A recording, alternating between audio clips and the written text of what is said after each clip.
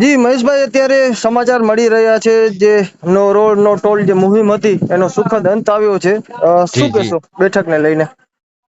બસ આજે લગભગ છેલ્લા 26 કલાકથી જે ચાલુ હતી, જે હડતાલ તો ન કહી શકાય પણ જે માંગણી ચાલુ હતી કે રોડ બનાવી દો ને એમને પછી તમે ટોલ લો, એમ નો રોડ નો ટોલ ની જી એ મુહિમમાં બસ એ રીતે નક્કી થયું છે કે અત્યારે ટ્રાફિક છેલ્લા 26 કલાકથી બંધ હોવાના કારણે ટ્રાફિક ખૂબ વધી ગયો. લગભગ આ ટ્રાફિક ક્લિયર થતા સોમવારની રાત થઈ જાય કચ્છમાંથી. જી એટલે મતલબ કે આ ગાડીઓ હજી ભરવા જશે ને પાછી આવશે વળી પાછી એમ.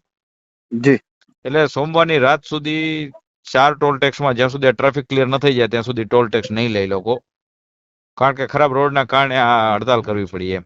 જી સોમવારની રાત્રે 12 વાગ્યા સુધી જે નેશનલ હાઈવે અંડરના 4 ટોલ ટેક્સ છે એમાં કોઈ કઈ પણ ટોલ ટેક્સ નહીં લે, અને ઇન બિટવીન 3 દિવસની અંદર જ્યાં જ્યાં પણ નાના મોટા ખાડા કે જે કંઈ હશે એ 3 દિવસની અંદર આખું મોટરેબલ કરી દેશે, જેથી કરીને ટ્રકોને કોઈ નુકસાની ના જાય.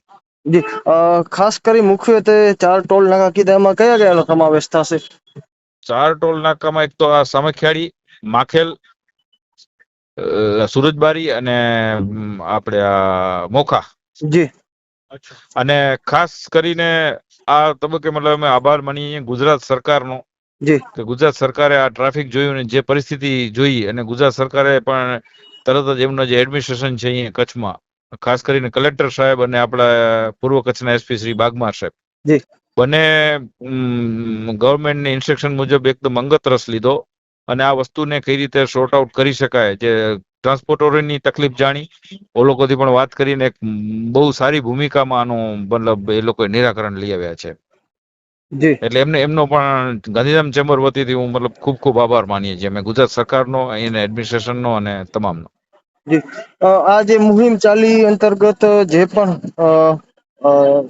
કચ્છ કલેક્ટર હોય કે ગાંધીનગર કે અમદાવાદ ઉચ્ચ અધિકારીઓ આવેલા, તેમના વચ્ચે આજે કોઈ નવા મુદ્દાસર કે કઈ વાત કરવામાં આવી કે કેવી રીતના પેચ વર્ક કરવામાં આવશે? કે આ પેચવર્ક જે પેલા થતા હતા એના કરતા બધા વ્યવસ્થિત કરવામાં આવશે, બીટુમિન નો પ્રોપર ઉપયોગ કરવામાં આવશે, બીટુમન થી પેચવર્ક થશે, કોઈ માટી નાખીને કે એ રીતે કોઈ પણ પેચવર્ક નહીં થાય. અને એના સિવાય જે આડેસર રોડ છે, સામેખાડી આડેસર રોડ, એ જી પણ ઘણો ડેમેજ છે. એ પણ લગભગ 15 થી 20 દિવસની અંદર મોડામાં મોડું એને છે એકદમ મોટરેબલ કરી દેશે. જ્યાં ખાડા હશે ત્યાં પૂરી દેશે, જરૂર હશે ત્યાં 1-2 કિલોમીટરના પેચના નવા રોડ હશે, નવા રોડ પણ બનાવી દેશે.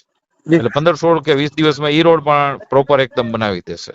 જી એટલે ટ્રાન્સપોર્ટ મિત્રો અને ચેમ્બરની બધાની અત્યારે હાલના તબક્કે જીત થઈ છે, તો આ બધું મુહિમને જીત, જોતા જી હા, જે આપ જીત પણ કહી શકો, પણ એમ કહી શકાય કે અમારી જે માંગણીઓ હતી, જે રિયલ તકલીફ હતી, અમે એડમિનિસ્ટ્રેશન સુધી પહોંચાડી. એડમિનિસ્ટ્રેશન અને ગુજરાત સરકાર અને આપણા લોકલ નેતાઓ એમનો પણ અમને સારો સહકાર મળ્યો, સંસદશ્રીનો, ધારાસભ્યશ્રીઓનો, બધાનો. જી અને આ મુદ્દો અમારો જે સાચો મુદ્દો હતો કે જે સાહેબ જે રોડના અમે રૂપિયા ચૂકવીએ છીએ, અમને રોડ નથી મળતો, એમ જી અમને રોડ આપો ને આપ ટોલ લ્યો. ઈ મુદ્દો સરકારના ધ્યાને પ્રોપર મુકાણો અને એના ઉપર ફૂલ પોઝિટિવ લઈ અને નેશનલ હાઈવે પગલા લીધા, એટલે પૂરી માંગણી સ્વીકારાઈ એમ કહી શકાય. આપની વાત સાચી છે. સફળતા મળી. જી જી સર.